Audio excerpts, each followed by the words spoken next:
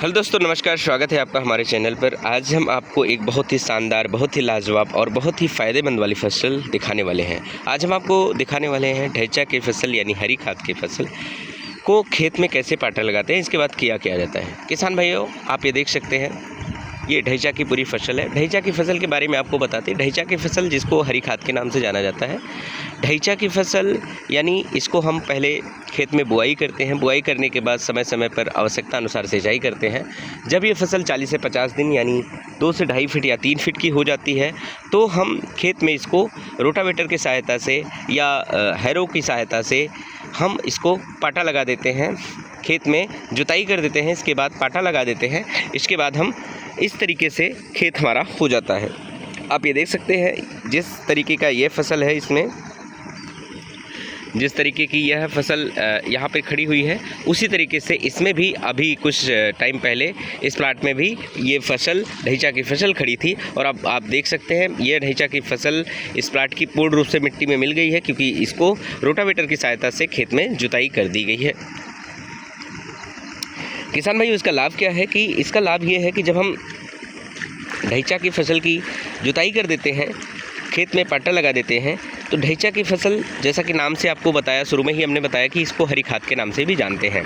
ढैंचा की फसल अगर हम खेत में बुआई करते हैं तो हमारे खेत की दशा, दिशा, गुणवत्ता सब कुछ बदल जाती है और हमारे खेत में उर्वरक क्षमता, उत्पादन क्षमता बढ़ जाती है। खेत की उत्पादक क्षमता बढ़ जाती है। खेत में उर्वरा शक्ति बढ़ जाती है। खेत में जीवाश्म पदार्थों की संख्या बढ़ जाती है और हमारा खेत मजबूत हो जाता है। हमारी मिट्टी मजबूत हो जाती है। हमारी धरती माँ स्वच्छ हो जाती हैं, स्वस्थ हो जाती हैं। इससे आने वाली फसल में हम अगर उर्वरक का उपयोग ना ही करेंगे या कम उपयोग करेंगे, तब भी हमारी फसल का उत्पादन अच्छा होगा, स्वादयुक्त होगा और उसकी क्वालिटी बहुत सी शानदार होगी और कलर लाजवाब होगा और दाने की साइज़ बहुत ही लाजवाब होगी।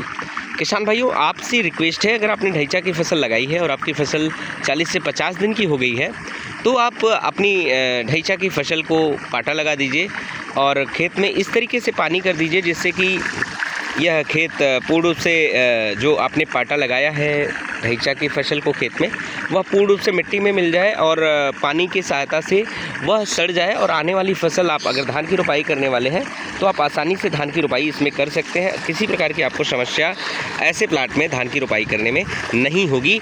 तो आप अगर धान की फसल इसमें रोपाई कर रहे हैं, तो आप सबसे रिक्वेस्ट है कि अगर आपने ढैंचा की फसल लगाई है और आपने धान की फसल रोपाई करने की तैयारी की है और आप ढैंचा की फसल जिसमें आप लगाए हैं उसी में पाटा लगाने के बाद, ढैंचा की फसल को पाटा लगाने के बाद आप अगर उसी में धान की रोपाई करने चल रहे हैं, तो आपसे निवेदन है, आपसे आग्रह है कि आप अपनी धान की फसल की रोपाई करते समय आप उर्वरक का उपयोग ना ही करें।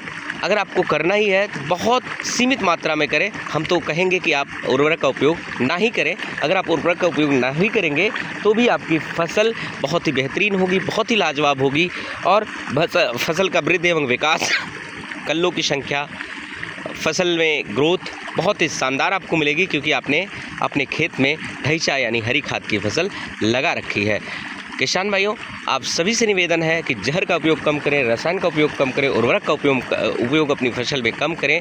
आप अपनी फसल को प्राकृतिक बनाएं, जैविक बनाएं, जहर मुक्त बनाएं, केमिकल मुक्त बनाएं, और जिससे आपके खेत से होने वाला उत्पादन, आपके खेत से उत्पादित होने वाला अन्न स्वादयुक्त हो, गुणवत्ता युक्त हो और स्वस्थ हो, अच्छा हो, शानदार हो, लाजवाब हो, जिससे आपका और आपके अपनों का स्वास्थ्य अच्छा रहे। आशा करता हूँ ये वीडियो आपको पसंद आया तो लाइक करें, साथ ही साथ कमेंट के माध्यम से अपना सुझाव भी दें और कमेंट के माध्यम से आप बताएं कि भारत के किस कोने से आप हमारा ये वीडियो देख रहे हैं। क्या आपने अपनी खेत में ढैंचा की फसल लगा रखी है? अगर आपने ढैंचा की फसल लगा रखी है तो आप किस फसल की बुआई करने वाले हैं?